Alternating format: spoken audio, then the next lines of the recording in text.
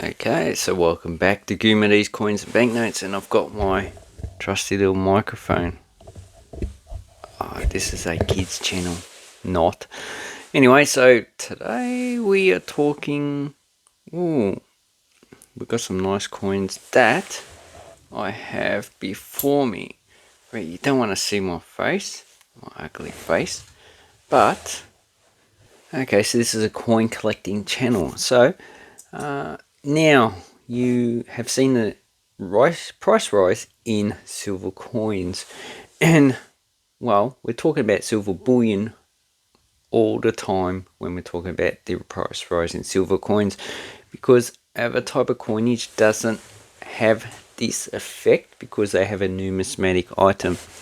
So here we have some coins from Austria. These are 50 shillings. I think it's about 65 bucks in silver. Goes up and down. That's the bullion value of the 31st of December. And then you got the other silver coins.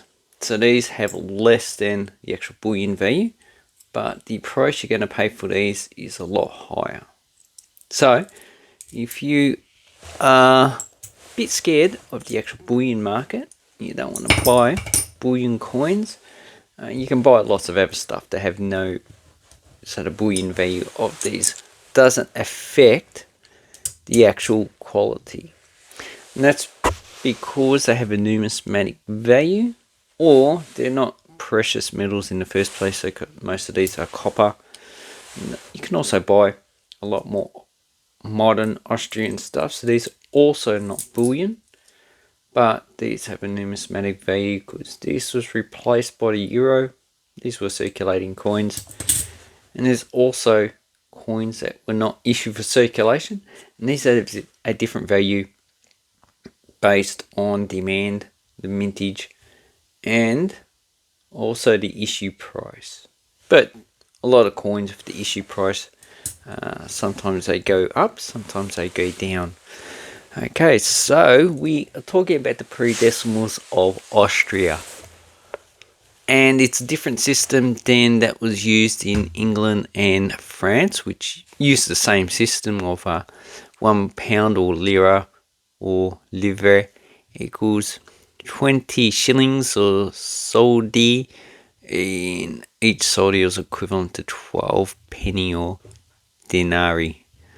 So we have what they called a thaler. So a thaler was a large silver coin, but there were various forms of the thaler.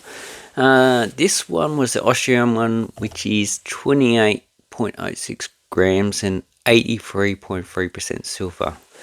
So I don't have any thaler coins. I just have the actual 1/3 of it, which is 20 kreuzer. So 1 thaler is 60 kreuzer. So this is 1/3 of a thaler. And we have 1 kreuzer is equivalent to 8 heller. So heller is actually quite a small coin. And 1 kreuzer is also equivalent to 4 pfennigs. So I don't have any heller coin, but the smallest coin I do have is this 1 pfennig coin. And this is equivalent to, you need 4 of these to be 1 kreuzer. So here's a 1 kreuzer. And here we have half a kreuzer, which is 2 pfennigs, and you can see the size difference. So the actual diameter is the same, but the pfennig coin is quite thinner than the half kreuzer coins, which are pretty much about 3 times as thick, so probably about 0.3 of a millimeter. And the 1 heller is actually probably not even 1 millimeter. So we'll have a look at that first, and then we'll just go into the actual denominations. So there's actually quite a few denominations, and some of them are quite weird. So this is the 1 pfennig that they minted between 1759 and 1765. There were 2 versions. There was the Maria Theresa, and there's also the Francis I. So this is the Maria Theresa. So we have Therese there. As you can see, it's quite not a good coin. So this was probably lost in the ground somewhere, and it's suffered a lot of corrosion. So this is the typical way you'll find the coin if you're digging it up out in the ground. And don't get scared to actually buy something like this. It's a good space filler, and still you'll be paying about $5 to $10 for a coin like this. Now, do we have any mintage figures of this? No. A lot of Austrian coins don't have mintage figures until the later half of the 1800s.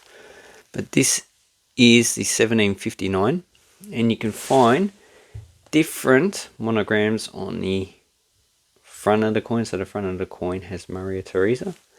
This is DG, and we need to turn it around. Has Rig. A lot of them has RO, but this has RIG, so this is the initial one, so with the correct monogram. But on Numistor says that this is one of the scarcer ones, with only 3% of people who have this coin have this actual monogram. And the more common one is RO, so we talk about RIG is up the top there. This one's RO is more common. Anyway, so yeah, this one is copper. It is 2.5 grams, 19.9 millimeters. In current currency, it's probably equivalent to about 50 cents. Okay, so that in the later times, starting from 1772, it's changed to a quarter kreutzer. So I had the equivalent value. So I don't have any quarter kreutzer. What I do have is these two halves. Now, except for the one Heller, which was last minted in 1779, all the others were minted until 1851, which is when they decimalized. Well, they last minted, but they decimalized later on because decimalization is cool. Okay, so these two next coins I have, they were both minted between 1760 and 1764, and the design is pretty similar. On the reverse, just as half kreutzer, that's about it. And on this side, we have one for Francis I, one with Maria Theresa. So, like, this is like a lot of, or some Roman emperors that put their wife on coins. So this is the same case as well. And there was only two mints for these coins. There was Austria and there's Alba Julia in Romania. But the Alba Julia is generally the dated version for 1764. These two are undated 1760. And in this condition, yeah, you're probably paying about $5 to $10. They're just a space filler coin. And this one seems to have a clip planchet, which is not uncommon for ancient coins or even medieval coins. But modern coins, it is unusual because they have better quality. But in this time period, clip planchets, they're just thrown out. These really had no basic value. These are actually issued just so the poor can actually use the currency. Okay, the next denomination we have is the 1 kreutzer.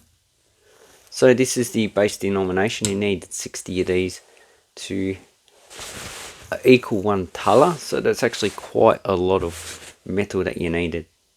Okay, but first I do have this 1 kreutzer from 1812. This one's quite thinner than the earlier versions. And also, this was issued during the time of the Napoleonic Wars. So Austria, most of the time, was opposed to Austria. And at the time period, it actually issued a lot of copper coins up to 30 kreutzer because it would have used the silver to pay for the war expenses. But this one has kreutzer instead of K. On the other side, we have France, and it's Francis I. and we have the other monograms. So this is only 2.2 grams of copper. This one has the S mint mark.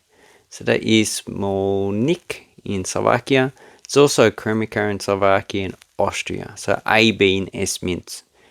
And there is no mint figures for this, but this seems to be the most common, and I think I picked this one up for about $10. So, but it is quite a nicer coin, although it does have is that lamination, maybe glue on it, so I'm not too sure what that is, but it's quite a nice coin with half kreuzer 1812, and you see it's got fishtail down below. That's just the design. Okay, the next denomination, as we were talking about before, so initially these were quite a thick coin, and later on they actually reduced in size. So here we have a 1762, but this is almost first issued in 1749 under Maria Theresa and Francis I. And once again, this coin does have both of the images. So this one is Maria Theresa, so it says Teresa de Gratia, blah blah blah blah, lots of other monograms, and also from 1772 they were issued under Joseph II. Maria Theresa passed away in 1780. So the weight of these coins varied. So in about 1749 they were about 7.3 grams. But they also issued 10-gram coins. They issued a small silver, or billion should I say, 0.7 grams. 1760, yeah, still 10 grams. Then in 1780, 6.8, and by 1800s they had reduced it to 4.2. So that's this coin here. So it's quite a thin coin. So 1 kreuzer. And as you can see, now I like these coins because look at the counterfeiting measures they put on the side. This one's actually quite worn, but this one is actually in pretty good condition and at a later date. Okay, so we're still looking at the 1762. Now this one has the P mint mark, and the P mint mark is for Prague. And this is 25 millimeters, and the thickness of this coin is only 3 millimeters, so that's actually quite a thick coin when you compare it today. So we have 1 kreuzer, ein kreuzer, the date, we have an inner shield, so that represents nothing, it's just a feature that was pretty common on coins at the time period. And on this side we have Maria Theresa with the monogram going around. Okay, then in 1800, because of the Napoleonic Wars, they actually reduced the copper content of this one. So this is only 4.2 grams, still about 25 millimeters, and it's 2.1, although it looks a bit thinner. And this one's, so these are all frozen dates, so they'll probably minted until they issued this coin in 1816. So at the time, they really didn't bother to actually change the date in the actual coin. And this one's A, so it's Vienna. And the only mintage that we have is for B, and that has a mintage of 86,919,000, so pretty common. And that's the Kremika mint. So I suspect that the Austrian mint has a higher mintage, probably at least 150 million. So this is a pretty common coin. In this condition, about $5-10. Okay, then, so that's the 1 kreuzer there.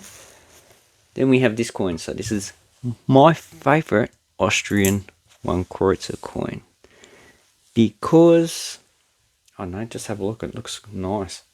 So we have the 1 kreuzer 1816, but there was one issued in 1812.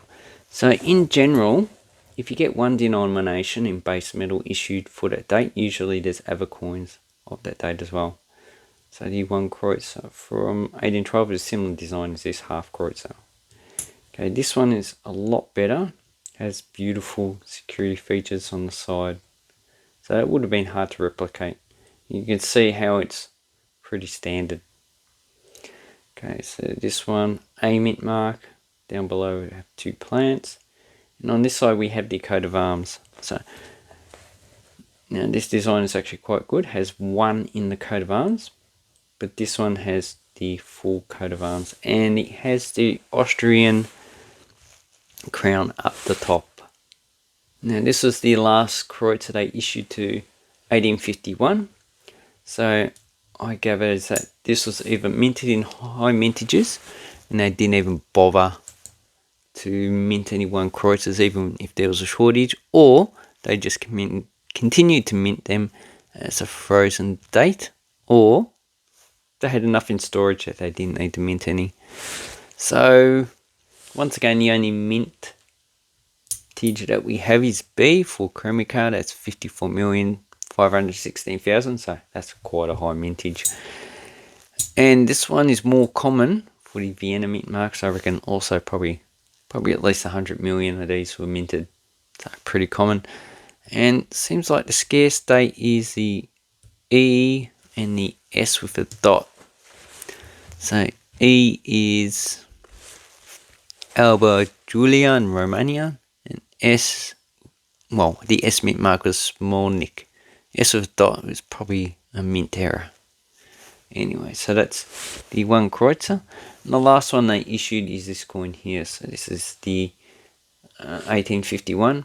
And they also minted these in the 2 and the 3 Kreutzer. So we'll have a look at those at the same time. Why not? And this one's the denomination. And on the other side, we just have the more full coat of arms of Austria. And we have österreichisch-ungarischen. So it says Austrian fiat currency with a faculty coinage. And once again, the only mintage that we have is for the Kremika mint, and it has 106 million, so pretty common. So this one seems to be more common, so I reckon at least 300 to 400 million they minted of these ones. That's just a guess. I don't think there's any statistics to actually show which mint, how much they produce. And the key date you want seems to be the C mint mark, which is, let me have a look. Okay, I'm not too sure what the C mint mark is because a lot of these pages don't have it. Anyway, so what we see is during the wartime period against Napoleon, the coinage was reduced for the 1 Kreutzer from 4 to 4.2 grams. Then after the war, when they diverted the resources to rebuilding, it was increased to 8.7 grams. So also they issued silver coins as a replacement for the silver coins, meaning that there was probably a drainage of silver coinage. So one of the ones we have is this 3 Kreutzer. So this was initially a 1.7 gram silver coin. It's actually quite small and about 19 millimeters, 19-20 millimeters. But in 1799, because the Austrians had lost a lot of initial battles against the French, they had to pay war reparations to the French. So a lot of that silver would have been withdrawn to pay for the French, although the French probably preferred gold. And that was a 17 gram copper coin, 31 millimeters. Now, this one here is from the 1800s, 1803. They reduced the size to 8.75 grams and 30 millimeters. And that was the coin that they issued in that specifications to 1912 when they increased it to 33 millimeters. And then in 1814 they went back to the silver coin until 1851, in which they issued this large 16.41 gram 30 millimeter coin. As you can see, this one's pretty well circulated, and that's what you're going to find a lot of these actually circulated quite well. They also issued a 2 Kreutzer, and this denomination is not as common because of the pre-decimal system. It just didn't fit in. Now, once again, the only mintage that we have is from Kromaka, 74,558,000. And this one is the S mint mark. Seems to be not as scarce. And here we have Francis II, the Gratia Rex. So, and the Gratia Romanum Imperia Semper Augusto Germaniae Hungariae Bavariae. Pretty much just names everything that he was in control of for Austria. Non-Hungarian coins had named everything that was in control of for Hungary as well. And we have the double-headed eagle, and we have the golden fleece. So the golden fleece is just a award that they gave to themselves, saying how good we are because we are not princesses. You know, when I say princesses, I'll take it from Cantonese. They call it princess sickness, in which these people just thought that they were actually quite special. Now this coin, I can buy. You can buy this for probably about 15, 20 bucks in low grade. In high grade, you're probably paying about 20 or 30 bucks. Okay, now for the 2 Kreutzer and the 3 Kreutzer, this one's a more in demand than the 1 Kreutzer. So this has a mintage for Kromaka for 22.4 million, so pretty common. And this G mint mark seems to be a bit scarce. In this condition, you're probably paying 10, 20 bucks. So that's what I see. And this 3 Kreutzer, it's actually quite a thick coin. And it's also made out of copper. And these were in circulation until, let me have a look, 1857 seems to be. Now, the only mintage that we have for these is Kromaka as well, 7.173 million. So these are not as common. So this one, only 7 million coins minted. Majority of them would not have survived. In this condition, you're probably paying about $20. I see one that's in higher grade, but Austria for Vienna, about 40, about 50 bucks.